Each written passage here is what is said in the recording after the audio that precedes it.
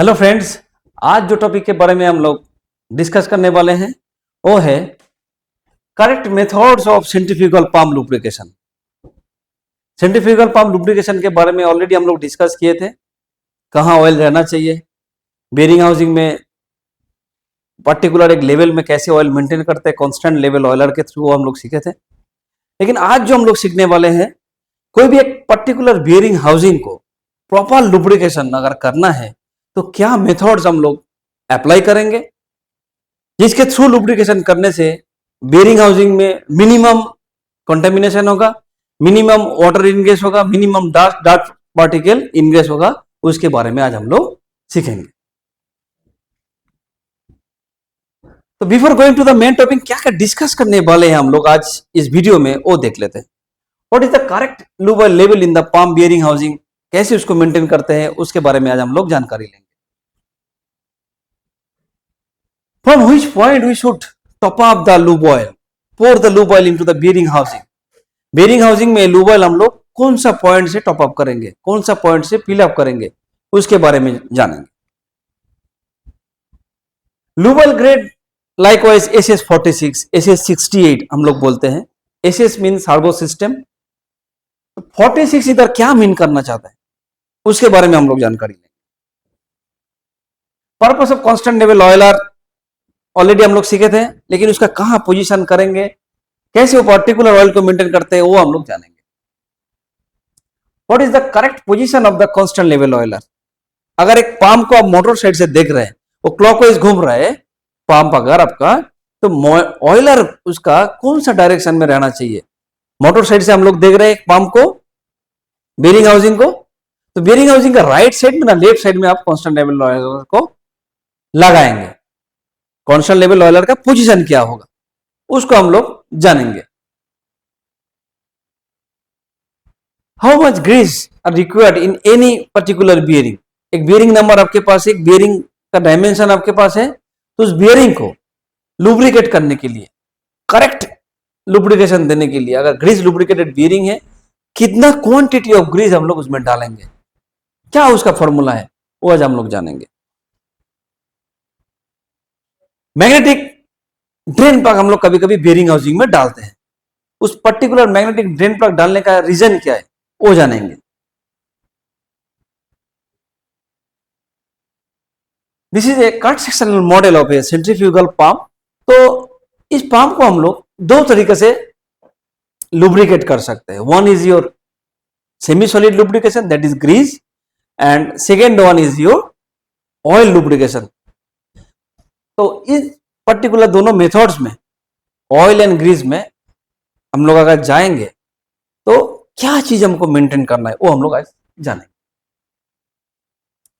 तो ग्रीस से लुब्रिकेट कीजिए चाहे ऑयल से लुब्रिकेट कीजिए, वो करने से पहले आपको QQG शॉर्ट फॉर्म में बनाया इसका, इसको याद रखिए। QQG लुब ऑयल मेथड्स हम लोग सीख रहे हैं, तो QQG को याद रखिए।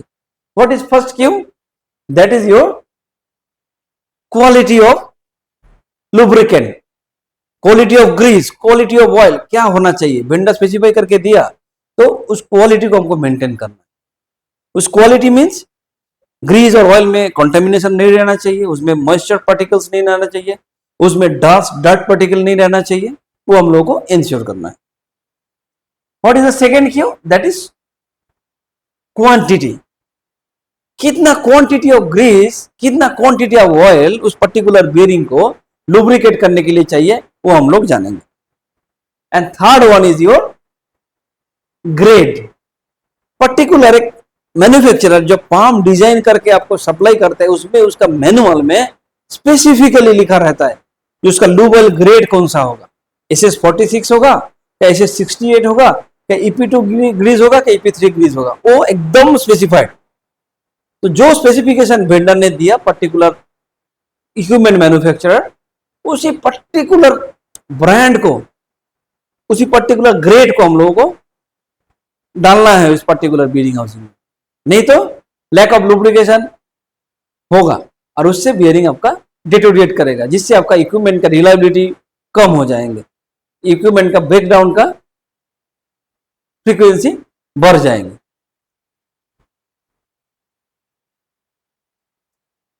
अगर ग्रीस के थ्रू हम लोग बेरिंग को लुब्रिकेट कर रहे हैं, सेमी सॉलिड लुब्रिकेशन उसमें दे रहे हैं, तो क्वांटिटी ऑफ ग्रीस कितना चाहिए वो एक वाइटल फैक्टर है प्रॉपर लुब्रिकेशन के लिए। क्योंकि कभी कभी लैक ऑफ नॉलेज के लिए हम लोग ज्यादा ग्रीस कभी कभी बेरिंग हाउसिंग में डाल देते हैं, कभी हम लोग कम ग्रीस डाल रहे हैं, जिसके वजह से लैक ऑफ लुब्रिकेशन में मेरा बेरिंग फेल हो रहा है। कभी ज्यादा ग्रीस की वजह से ओवर हीटिंग होकर भी बेरिंग फेल हो रहा है। तो जो क्वांटिटी एग्जैक्ट चाहिए उसको देना है, तो देने अगर है उसमें पर्टिकुलर क्वांटिटी, तो कितना क्वांटिटी देना है उसको हम लोग इस फॉर्मूला से निकल सकते हैं। कितना ग्राम्स ऑफ ग्रीस उस पर्टिकुलर बेरिंग हाउसिंग में चाहिए वो इस फॉर्मूला से हम लोग निकल सकते हैं। तो grease in grams is equals to 0.005 into multiplied by d is your bearing diameter, outer diameter, into width of that particular bearing in mm. Suppose आपके पास एक bearing है, उसका डायमीटर है 100 आउटर डायमीटर एंड उसका width है 20 mm। तो इधर कितना आया 2000 into 0.005, that is 10। तो 10 ग्राम्स ऑफ ग्रीस हमको चाहिए पर्टिकुलर एक 100 mm OD and 20 mm width वाला बेरिंग के लिए। इससे ज्यादा ग्रीस नहीं चाहिए। और उसको कितना फ्रीक्वेंसी में हम लोग करेंगे, रीग्रीस कब करेंगे, वो भी वेंडर स्पेसिफाई करके देता है। उस पर्टिकुलर इक्विपमेंट मैनुअल में हम लोग देख पाएंगे जो कितना फ्रीक्वेंसी में उसको ग्रीस करना चाहिए। उससे ज्यादा भी नहीं करना चाहिए, उसको कम फ्रीक्वेंसी में भी ग्रीस करना हमको नहीं है। Now next is your oil lubrication. तो ऑयल लुब्रिकेशन में जो करेक्ट मेथड्स है वो हम लोग कैसे जानेंगे, कैसे करेंगे। देखिए कोई भी एक सेंट्रीफ्यूगल पंप में जो हम लोग ऑयल से लुब्रिकेट करेंगे तो उस लुब्रिकेशन में कॉन्टामिनेशन नहीं होना चाहिए। बाहर से water particles, moisture bearing housing में इंग्रेस नहीं होना चाहिए। कोई भी डस्ट पार्टिकल बेरिंग हाउसिंग में जाना नहीं चाहिए। ये तो थ्योरी हो गया, लेकिन वो जाने का रास्ता कहाँ है, वो रास्ता एक बार हम लोग जान लेंगे तो उसको ब्लॉक कर सकते हैं। तो अभी चलिए देख लेते हैं कि कौन सा रास्ता है जिससे मेरा बेरिंग हाउसिंग में डस्ट पार्टिकल वाटर इंग्रेस हो रहा है। देखिए ये पर्टिकुलर बेरिंग हाउसिंग में मेरा डस्ट एंड डार्क पार्टिकल घुसने का रास्ता कहां पर है। इधर जो ब्रीदर कैप हम लोग लगाते हैं, तो कभी कभी ब्रीदर कैप से हम लोग ऑयल टॉप अप करते हैं। तो ब्रीदर कैप का जो आउटसाइड पंप हाउसिंग है, जहां ब्रीदर कैप लगा हुआ है, उधर डस्ट पार्टिकल भरा हुआ है। तो आप गया सीधा ब्रीदर कैप को खोला, वहां से ऑयल टॉप अप कर दिए। तो that is the source of dust ingression to the bearing house. यहां पर कुछ वाटर पार्टिकल्स पड़ा हुआ है, हमने ऑयल टॉप अप किया, वो मॉइस्चर भी उसके साथ बेरिंग हाउसिंग में जाएगा। तो यहां से मॉइस्चर आपका बेरिंग हाउसिंग में जाने का रास्ता हो गया। और क्या, अगर पंप सिंगल सील वाला है जिसमें प्लांट 62 लगा हुआ है मैकेनिकल सील में, कोइंचिंग प्लांट, तो वो स्टीम अब लोग ग्लैंड पैकिंग में मैकेनिकल सील में दे रहा है, उसका एक part of the steam jet के फॉर्म में टुवर्ड्स बेरिंग हाउसिंग की तरफ जाता है। अगर बेरिंग हाउसिंग में जो बेरिंग आइसोलेटर लगा हुआ है, लिप सील लगा हुआ है, that is good enough to resist that force जो वाटर को अंदर आने नहीं देगा, तब तो ओके। अगर इधर कुछ भी गड़बड़ी हुआ, सम सॉर्ट ऑफ क्लियरेंस मिला, तो वहां से वाटर आपका बेरिंग हाउसिंग में घुस जाएगा। तो वाटर भारी है, नीचे चला जाएगा, ऑयल को ऊपर लेकर आएगा, तो आपका कांस्टेंट लेवल ऑयल में ऑयल परफेक्ट दिखाएगा, लेकिन नीचे धीरे धीरे वाटर एक्यूमुलेट होता चला जाएगा। तो धीरे धीरे वाटर एक्यूमुलेट होकर बेरिंग हाउसिंग में लोअर लेवल में जैसे ही वाटर आएगा, तो वाटर एंड ऑयल मिक्सचर होकर इमल्सिफाइड लुब्रिकेशन मीडिया फॉर्म करेगा, जो आपको लुब्रिकेशन के लिए जितना सफिशिएंट शियर फोर्स रेजिस्टेंस करना चाहिए नहीं कर पाएगा, उतना लोड बियर नहीं कर पाएगा, आपका बेरिंग अल्टीमेटली फेल होने वाला है। तो इसी रास्ता से घुस सकता है। इसीलिए हमको जो अगर प्लांट 62 यूज कर रहे हैं तो उधर देखना पड़ेगा जो प्रॉपर सीलिंग है कि नहीं। थर्ड वन, इधर जो प्लाग है, जिस प्लाग को हम लोग खोल के इधर हम कांस्टेंट लेवल ऑयल का एल्बो को इंस्टॉल करते हैं, ये इंस्टॉल करने का टाइम, इधर अगर कुछ डस्ट पार्टिकल है, इस एल्बो में अब लेके आया, उसको फ्लश नहीं किया, डायरेक्ट डाल दिए, तब भी डस्ट पार्टिकल बियरिंग हाउसिंग के अंदर घुस सकता है। तो ये सब जो रास्ता है बियरिंग हाउसिंग में जाने के लिए, dust particle, dart particle, water particle, उसको अगर हम लोग प्रिवेंट करेंगे तो बियरिंग हाउसिंग में हम लोग प्रॉपर लुब्रिकेशन कर सकते हैं। ब्रीदर कैप को कैसे कर सकते हैं प्रिवेंट? तो ब्रीदर कैप को अगर सही से हमको टाइट करना है तो उसमें हम लोग को टेफ्लॉन डालना पड़ेगा। टेफ्लॉन डाल के उसको टाइट करना है। टेफ्लॉन डालेंगे तो कैसे डालेंगे उसमें, चलिए वो हम लोग देख लेते हैं।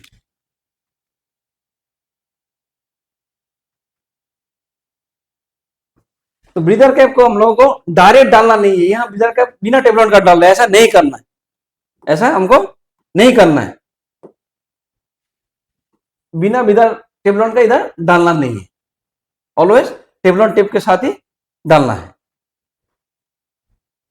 लेकिन इसमें टेफ्लॉन लगाने का भी एक प्रोसीड्यूर है, एक तरीका है, उसको जानना जरूरी है। क्योंकि जनरली कोई भी ब्रीदर कैप जो होता है 99% those are right hand threaded breather cap. तो ब्रीदर अगर राइट हैंड थ्रेडेड है तो उसको जब क्लॉकवाइज घुमाएंगे वो टाइट हो जाएगा हाउसिंग में। तो क्लॉकवाइज अगर उसको घुमा रहा है तो उसमें टेफ्लॉन टेप हम कैसे लगाएं? टेफ्लॉन टेप क्या करेंगे, आप ब्रीदर कैप को ऐसे पकड़िए हाथ में, जैसे घड़ी घूमता है ना, क्लॉकवाइज डायरेक्शन में उसको टेफ्लॉन टेप रैप कर दीजिए। क्यों चाहिए ऐसा? देखिए आप, ये आपका ब्रीदर कैप है जिसमें आप टेफ्लॉन टेप लगा रहे हैं, तो इसको क्लॉकवाइज में घुमाने के लिए बोल रहा हूं। तो this is the last layer of Teflon tape आपने डाला है, ठीक है। क्यों क्लॉकवाइज घुमाने के लिए बोला था? इस ब्रीदर कैप में हमने क्लॉकवाइज, देखिए क्लॉकवाइज में टेफ्लॉन टेप लगाया, तो इसको जब हम लोग टाइट करेंगे, ब्रीदर को क्लॉकवाइज टाइट करेंगे, दैट मीन्स ये इस साइड में घूमेगा। हम लोग इसको उल्टा साइड से देख रहे हैं इसलिए एंटी क्लॉकवाइज। तो ऊपर से अगर इस साइड से इसको देखेंगे तो क्लॉकवाइज में टाइट करेंगे, तो एक क्लॉकवाइज में देखिए ब्रीदर को टाइट कर रहा है।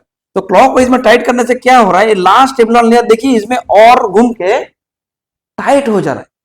लेकिन यही टेफ्लॉन अगर हम लोग उल्टा डालते हैं, एंटी क्लॉकवाइज में अगर डालते हैं, ऐसा करके डालते हैं, तो क्या होता, जब हमने इसको टाइट करने जाएंगे जो लास्ट लेयर ऑफ टेफ्लॉन है वो खुलना चालू करेगा। तो जितना टाइट करते जाएंगे उतना टेफ्लॉन टेप घूमते हुए बाहर आ जाएंगे। तो in between bearing housing and breather cap Teflon tape ठीक से रहेगा नहीं। तो टेफ्लॉन टेप अगर कभी भी कहीं भी आप लगा रहे, if it is right hand thread, अब ये तरीका अपना ही जाने वाला है नहीं। तो बियरिंग हाउसिंग में ऐसा टेफ्लॉन टेप लगाने के बाद हम लोग उधर टाइट कर देंगे, तो there is a no chance of water ingress to the bearing housing through breather cap, वहां से रास्ता बंद हो गया। सेकेंड थिंग, कभी भी हम लोग लूबल टॉप अप ब्रीदर कैप के थ्रू करेंगे नहीं। उससे क्या होगा, जो बियरिंग हाउसिंग में तो ऐसे करेंगे, ब्रीदर कैप लगाने के बाद over a period of time नहीं। जब हम लोग प्रिवेंटिव मेंटेनेंस पंप को करते हैं तो ब्रीदर कैप को एक सिंपल एक वायर ले लीजिए, वायर के थ्रू ब्रीदर कैप का जो होल है उसको क्लीन करना जरूरी है। क्योंकि ब्रीदर कैप अगर चोक हो जाएगा, जैसे हम लोगों का नोज ब्लॉक हो जाता है तो ब्रीदिंग करने में प्रॉब्लम होता है। सिमिलरली पाम का नोज है ये, दिस इज ब्रीदर कैप का जो होल है वो पाम का नोज है, वो बंद हो जाएगा तो क्या होगा, palm breathe in breathe out कर नहीं पाएगा। तो जिस पर्पस के लिए ब्रीदर कैप लगाया वो पर्पस फुलफिल नहीं होगा, तो लैक ऑफ लुब्रिकेशन में आपका पाम फेल हो सकता है। सेकेंड थिंग, कभी भी हम लोग जो लूब ऑयल टॉप अप करेंगे, lube oil directly breather cap के जो पोर्ट है उस होल के थ्रू हम लोग नहीं डालेंगे। क्यों? देखिए ये जो बियरिंग हाउसिंग है इसके ऊपर में जितना डास्ट, डार्ट पार्टिकल, मॉइस्चर है, आपका ऑयल के साथ साथ वो भी बियरिंग हाउसिंग के अंदर घुसेगा। एक तो बियरिंग का जो ऑयल है हम लोग सेंट्रीफ्यूज करके बढ़िया कंटेनर में लेके आके उसको डाल रहा है, और डालने का टाइम उसमें दुनिया भर का कचरा अंदर इनग्रेस हो रहा है।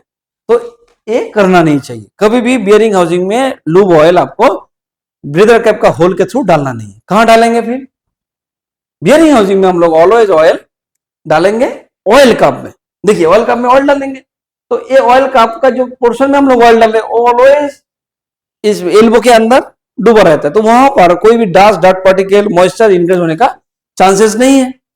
तो इधर ऑयल डालेंगे, जैसे ऑयल कप भर जाएगा इधर हम लोग ऑयल कप को इंस्टॉल कर देंगे। तो बियरिंग हाउसिंग में ऑयल का रिक्वायरमेंट है वो ऑयल कप से फीड होगा। आपको डायरेक्ट बियरिंग हाउसिंग में ऑयल फीड होने का दरकार नहीं। उसमें दो प्रॉब्लम है, एक तो dust, dirt particle bearing housing के अंदर जा सकता है, and second one is your जो लुब्रिकेशन हम लोग कर रहे हैं, जिस लेवल पे मेंटेन करना है वो लेवल से ज्यादा लुब्रिकेट हो जाएंगे। उससे क्या होगा, आपका बियरिंग ओवरहीटेड होगा। ओवरहीटेड होने से बियरिंग का अल्टीमेट जो विस्कोसिटी है वो कम होगा। विस्कोसिटी कम होने से जो पर्पस के लिए हम लोग उस ऑयल डाले थे वो ऑयल का पर्पस सॉल्व नहीं होगा, तो लैक ऑफ लुब्रिकेशन में आपका पंप फेल हो जाएंगे।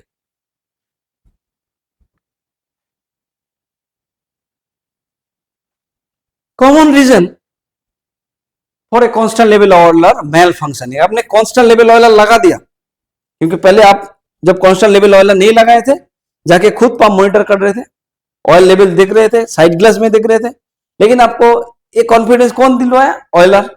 कांस्टेंट लेवल ऑयलर लगा हुआ है मींस मेरा बियरिंग हाउसिंग में जो ऑयल है वो उतना ही मेंटेन करके रख रहा है। लेकिन ऑयलर अगर मेल फंक्शन कर दिया तो that means constant level oiler आपको ऑयल लेवल शो कर रहा है, बट बियरिंग हाउसिंग में एक्चुअल में ऑयल उतना है नहीं। ऐसा होता है, क्यों होता है? Those are the reason. Improper installation, जो ऑयलर उसमें लगाना था, लगाने का टाइम हमने कुछ गलती किया। ऑयलर उसके साथ पैरेलल में रहना चाहिए, इंक्लाइन नहीं होना चाहिए, लेकिन आपने लगाने का टाइम ऑयलर को इंक्लाइन होने में लगा दिया। उससे क्या होगा, ऑयलर का जो नोच है वो नोच ऑलवेज उस ऑयल में डूबा रहेगा। क्या होगा, देखिए आपने ऑयलर लगाया, लेकिन लगाने के टाइम क्या किया, ये जो एल्बो था इसको आपको लगाना था स्ट्रेट, तो यहां पर नॉच आएगा, इस नॉच लेवल तक ऑयल मेंटेन होगा। बट इस एल्बो का अगर हम लोग ऐसा टेढ़ा करके लगा दिया तो क्या होगा, देखिए इतना ऑयल मेंटेन है। जो actually oil level, correct oil level is this, but oil level यहां पर है, लेकिन ऑयलर में देखिए जो एल्बो इधर मेंटेन हो रहा है। अब इधर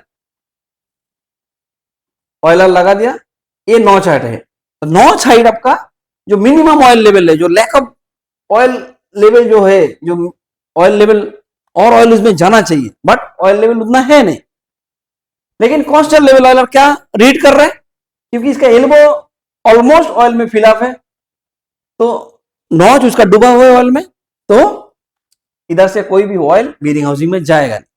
तो बियरिंग हाउसिंग में एक्चुअल में जो करेक्ट लेवल मेंटेन होना चाहिए तो हो रहा है क्या? नहीं हो रहा है, क्योंकि हमने ऑयलर जो लगाया at the time of drilling to the bearing housing, tapping to the bearing housing, जो माउंटिंग लगाया वो गलत लग गया। उसके वजह से भी मिसलीड होके ऑयलर बाहर दिखेगा, जो इसमें पूरा ऑयल ऑलवेज मेंटेन होगा, इसमें कोई डिप्लीशन नहीं है, बट बियरिंग हाउसिंग में आपका एक्चुअल ऑयल मेंटेन नहीं होगा। That is improper installation. Manufacturing defects वो क्या होता है, उसके वजह से भी ऑयलर कभी कभी काम नहीं करता है। हमने जो एल्बो मैन्युफैक्चरर बना के दिया वो ऐसा स्ट्रेट होना चाहिए, तो उससे क्या होगा, आपने जो नॉच कांस्टेंट लेवल ऑयल का डाला वो नॉच लेवल में ऑयल मेंटेन होगा, तो आपका मेंटेन होकर रहेगा। लेकिन इंस्टेड ऑफ स्ट्रेट एल्बो, वो अगर एल्बो इस टाइप का बन गया, उससे क्या होगा, इतना ऑयल मेंटेन होना है, आपका नॉच इसमें डूबा हुआ है, देखिए यहाँ नॉच डूब गया। इतना इम्बाउंस होकर रहने की वजह से क्या हो रहा है, बियरिंग हाउसिंग में एक्चुअली जो ऑयल लेवल मेंटेन होना था ये करेक्ट लेवल था, correct oil level, but oil यहां पर है, लेकिन जो मेरा नॉच है, इसको दूसरा कलर से और थोड़ा क्लैरिटी आएगा। देखिए ये ऑयल लेवल है, लेकिन मेरा नॉच डूबा हुआ है। तो नॉच क्या सेंस कर रहा है, बियरिंग हाउसिंग में ऑयल है, क्योंकि नॉच डूबा है मींस इसमें से कोई भी एयर ऊपर जाएगा नहीं, तो आपका ऑयलर से ऑयल बियरिंग हाउसिंग में आएगा नहीं। बट एक्चुअल सिनेरियो क्या है, वो ऑयल लेवल और होना चाहिए था, ऑयल और जाना चाहिए था, नहीं जा पा रहा है। क्यों? क्योंकि नॉच सेंस कर लिया bearing housing oil level correct है। ये क्यों हुआ? क्योंकि ये जो ऑयलर का जो एल्बो है, एल्बो का मैन्युफैक्चरिंग डिफेक्ट है, मींस यहाँ पे जो ड्रिल हुआ और यहाँ पे जो कैविटी बना है उसमें मिसमैच है। उस मिसमैच के वजह से आपका जो ऑयलर रीड कर रहा है वो गलत रीडिंग ले रहा है, तो गलत रीडिंग ले रहा है तो गलत फीड करेगा ऑयल। तो वो हम लोगों को चेक करना बहुत जरूरी है at the time of installation to the pump bearing housing. Chokage of oil entry path, oil यहां से घुस के आपका बियरिंग हाउसिंग में जा रहा है, राइट। अगर ये पाथ में कभी कचरा के फंस गया, वो जनरली 4-5 mm का होल रहता है आपका एल्बो में, इधर अगर होल रहेगा, इसमें ये प्लग हो गया, तो ऑलवेज आपका ऑयल का फिलअप होकर रहेगा। अंदर कितना ऑयल डिप्लीशन हो जाए, कितना ऑयल कम हो जाएगा, उससे कोई मतलब नहीं है, लेकिन आपका ऑयल लेवल पूरा दिखाएगा। ऑयल पूरा दिखाएगा तो कांस्टेंट लेवल ऑयलर से ऑयल अंदर जाएगा नहीं, तो नहीं जाएगा तो आपका बेयरिंग लैक ऑफ लुब्रिकेशन में फेल हो जाएगा। उसको हम लोग कैसे फील्ड में रनिंग कंडीशन में चेक करें, चलिए वो देख लेते हैं। उसको देखने के लिए आपको क्या करना पड़ेगा,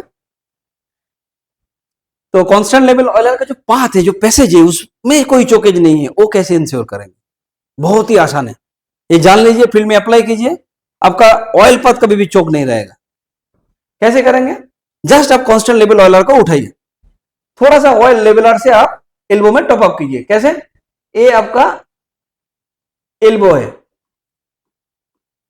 हम लोग का सस्पेक्शन क्या है, जो ये रास्ता चोकेज है, तो चोकेज है तो जितना ऑयल मेंटेन होकर रहना चाहिए, नॉच जहां डूबा था वहां तक ऑयल इसमें भरा रहेगा, राइट। अभी हम लोग क्या कर रहे हैं, एक्स्ट्रा एक्टिविटी, यहाँ पे ऑयल टॉप अप कर रहे हैं, करके एल्बो को पूरा फिल कर दे रहे हैं ऑयल से। अगर इधर चोकेज नहीं है तो क्या होगा, बियरिंग हाउसिंग का लेवल कहां पर है, इस लोकेशन में। ऑयल कहां डाला हम लोग, इतना हाइट पर डाल दिया, तो जो एलिवेशन डिफरेंस हमने क्रिएट कर दिया, उसके वजह से ऑयल अंदर जाएगा। तो आपने ऑयल टॉप अप किया, यहां से ऑयल डाला, जैसे टिल करके हम लोग डाल रहे हैं, ऑयल टॉप अप किया, तो कुछ ही देर में oil with in 10-20 second oil यहां से अंदर चला गया। That means your passage is clear, जो एल्बो है क्लियर है। लेकिन ऑयल डाला, ऑयल गया नहीं, क्या करेंगे? सिंपल है, एक छोटा सा वायर लीजिए, वायर को यहां से डाल के आप थोड़ा सा उसको क्लीन करने का कोशिश करेंगे तो क्लीन हो जाएगा, क्योंकि डार्ट पार्टिकल वहां से निकल जाएंगे, तो आपका रास्ता पैसेज क्लियर हो जाएगा। फिर ऑयल डाल के देख लीजिए ऑयल जा रहा है कि नहीं जा रहा। अगर नहीं जा रहा है तो पंप को बंद कीजिए, करने के बाद ये एल्बो को रिमूव करने के बाद उसको हम लोग प्रॉपर्ली एयर फ्लश करके उधर डाल सकते हैं।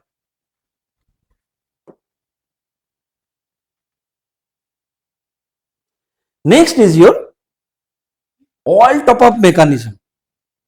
कभी भी इस टाइप का सड़ा हुआ डैमेज ऑयल कैन में टॉप कवर नहीं है, इस टाइप का ऑयल कैन में ऑयल लेके मत जाइए, क्योंकि बियरिंग हाउसिंग में हम लोग जो ऑयल डाल रहे हैं that is blood for your bearing. हम लोग जैसे ब्लड को प्रिसाइसली हैंडल करते हैं, ऐसे ही ऑयल को हैंडल करना चाहिए। उसके लिए हम लोग क्या करेंगे, ऑलवेज विथ कवर वाला ऑयल कैन यूज करेंगे और कलर कोड यूज करेंगे। क्यों? क्योंकि ये जो देखिए इधर servo system 32, servo system 46, servo system 150 लिखा है, those are the lube oil grade. इधर 150 46 क्या मीन कर रहे हैं, that is the kinematic viscosity of that particular lube oil at 40 degree Celsius. तो 40 डिग्री सेल्सियस में अगर उसको ऑयल को लेके जाएंगे, उसका काइनेमेटिक विस्कोसिटी अगर हम लोग मेजर करेंगे, it will give the result in case of 46 servo system 46 देना चाहिए। तो ये जो ऑयल है इस पर्टिकुलर एक क्वालिटी के साथ मैन्युफैक्चरर बना के भेजा है, इसका क्वालिटी अलग है। जैसे आप blood group A positive, A B positive, O positive, तो एक ब्लड ग्रुप का ब्लड दूसरा ब्लड ग्रुप के साथ मिक्सअप करना नहीं चाहिए। सिमिलर वे में ऑयल भी आपको मिक्सअप करना नहीं है। तो इसीलिए कैसे हम लोग करें, वो करने के लिए सबसे आसान तरीका ही है, आप पाम में मैन्युफैक्चरर जो ऑयल ग्रेड बोला उस ऑयल ग्रेड का ऑयल का मार्किंग कर दीजिए। सपोज SS46 बोला, तो आपको क्या करना है, SS46 पाम का बॉडी में लिख देना है। लिख दिया और इधर एक कलर कोड हमने किया। क्या कलर कोड किया? ऑरेंज कलर किया। तो देखिए ऑरेंज कलर SS46, तो SS46 उसी पाम में अगर ऑयल डालना है, उसमें हमको कौन सा लूबल कैन लेके जाना पड़ेगा, SS46 वाला लूबल कैन लेके जाएंगे, ऑयल टॉप अप करेंगे। तो इसमें गलती होने का चांसेस नहीं है, due to because of matching of colour code. क्योंकि जिस डब्बा से ऑयल लेके जा रहा है दैट इज ऑल्सो ऑरेंज, जहां से ऑयल ले रहा है उस lube oil storage drum that is also orange, और जहां पंप में डाल रहा है उधर भी ऑरेंज कलर का किया हुआ है, तो there is a no chance of mistake. तो वही मिस्टेक नहीं होगा, तो पर्टिकुलर जो ग्रेड चाहिए उसी ग्रेड का ऑयल हम लोग उधर जाके डालेंगे। तो एक तरीका है ऑयल को प्रॉपरली मेंटेन करने का। और एक डिस्पेंसर यूनिट भी आता है जिसमें ऐसा डिस्पेंसर रहता है जो हम लोग क्या करते हैं, ऑयल लुब्रिकेट ड्रम लेके आने के बाद इस यूनिट को चलाने से यहाँ होस कनेक्ट करके ड्रम से पर्टिकुलर इस डिस्पेंसिंग यूनिट में ऑयल ले लेते हैं और इधर सिलेक्टर स्विच के थ्रू जितना क्वांटिटी ऑफ ऑयल चाहिए उसी पर्टिकुलर कलर कोड का कैन लेके आके उधर भर सकता है। उससे क्या होगा, आपको मिस यूज ऑफ ऑयल नहीं होंगे और एक ऑयल के साथ दूसरा ऑयल का कॉन्टेमिनेशन का चांसेस कम है। थर्ड फायदा इसमें क्या है, इसमें जो ब्रीदर कैप लगा, इस कैन में भी ब्रीदर कैप लगा हुआ है, स्टोरेज ड्रम में भी, ये सिलिका जेल लगाने के वजह से क्या होगा, कोई भी मॉइस्चर इनग्रेस आपका उस पर्टिकुलर बियरिंग हाउसिंग में ऑयल में नहीं होगा। तो ऑयल में मॉइस्चर नहीं रहेगा तो अल्टीमेट पंप का बियरिंग में भी मॉइस्चर जाने का रास्ता आपने बंद कर दिया। और दूसरा बात क्या है, जब इस डिस्पेंसर में आप फ्रेश लुबल ड्राम लेके आ रहा है, कोशिश कीजिए वो भी सेंट्रीफ्यूज करके इसमें डालें, क्योंकि ऑयल जो आया मे भी उसमें some sort of moisture particle, dust particle रह सकता है। प्योर ऑयल लेके आ रहे हैं आप, फिर भी डबल इंश्योर करने के लिए आप उसको सेंट्रीफ्यूज कीजिए, करने के बाद इसमें स्टोर कीजिए, यहां से फिर जाके पंप बियरिंग में डालिए, तो आपका बियरिंग कभी इम्प्रॉपर लुब्रिकेशन की वजह से फेल नहीं होंगे। दूसरा, कभी कभी हम लोग बियरिंग हाउसिंग का जो ड्रेन प्लग है, ड्रेन प्लग में मैग्नेटिक ड्रेन प्लग डालते हैं। क्यों डालते हैं? अगर कोई भी मेटल पार्टिकल्स, जो फेरस मेटल पार्टिकल्स अगर कुछ बियरिंग में आया तो वो जाके मैग्नेटिक पार्टिकल में, मैग्नेटिक के साथ चिपक जाएंगे। तो उस पर्टिकुलर पार्टिकल के लिए आपका बियरिंग कभी फेल नहीं होगा, क्योंकि ऊपर ऑयल के साथ लिफ्ट अप होके बाहर आएंगे नहीं। सेकेंड थिंग, हम लोग ये डिस्कस किए थे, जो क्वेश्चन में देखे थे, अगर कांस्टेंट लेवल ऑयलर लगाना है तो कहां लगाना है। ये बियरिंग हाउसिंग है, दिस इज योर शाफ्ट, ये रोलिंग एलिमेंट है। As per our convention bottom rolling element का 1/3 ऑयल में इमर्ज होकर रहना चाहिए, तो आपका लुब्रिकेशन हो जाएंगे। तो ऑप्शन 2 है आपके पास, आप इधर भी ऑयलर का एल्बो लगा सकते हैं, यहां पर भी एल्बो लगा सकते हैं। This is your outer race. तो पंप आपका क्लॉकवाइज में घूम रहा है, तो पंप अगर क्लॉकवाइज में घूमेंगे तो कहां लगाएंगे? 1 और 2 ऑप्शन आपके पास है, 1 में लगाएंगे क्या 2 में लगाएंगे ऑयलर? उसका क्या थ्योरी है? ऑलवेज आपको सेकेंड पोजीशन में ऑयलर को लगाना है, क्योंकि इधर से जब ऑयल घूम के आ रहा है तो there is a tendency of oil का लेवल इसी तरह मेंटेन होगा। तो इससे क्या होगा, मेरा ऑयलर में कभी भी मिसलीड नहीं होगा जो बियरिंग हाउसिंग खाली हो गया। लेकिन इधर अगर लगा देंगे तो उससे क्या होगा, इधर लगाने से क्या हो रहा है, आपको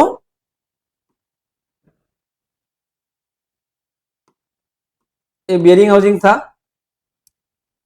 तो इसी डायरेक्शन में घूम रहा है, तो ऑयल ऑलवेज टेंडेंसी ऐसा हो जा रहा है, इधर थोड़ा सा कम ऑयल, इधर थोड़ा सा ज्यादा ऑयल मेंटेन हो रहा है। तो इधर कम ऑयल होने की वजह से क्या होगा, कांस्टेंट ऑयल लेवलर से इधर ऑयल फीड होंगे, तो ऑयलर इतना ऑयल मेंटेन करेगा तो और थोड़ा सा लेवल बढ़ जाएगा, तो उससे क्या होगा, ओवर लुब्रिकेशन होने का चांसेस है। वो अवॉइड करने के लिए ऑलवेज हम लोग जो डायरेक्शन ऑफ रोटेशन में जा रहा है तो ऑयलर उसको फेस करना चाहिए। तो इस केस में देखिए, position 2 is your correct position to install constant level oiler, 1 नहीं है। उम्मीद कर सकता हूं इस वीडियो के थ्रू आपको काफी कुछ technical knowledge regarding methods of bearing lubrication के बारे में मिला। तो ऐसे ही टेक्निकल नॉलेज थोड़ा इनोवेटिव वे में, इंटरेस्टिंग वे में सीखने के लिए हम लोग फिर मिलेंगे। तब तक के लिए बाय बाय।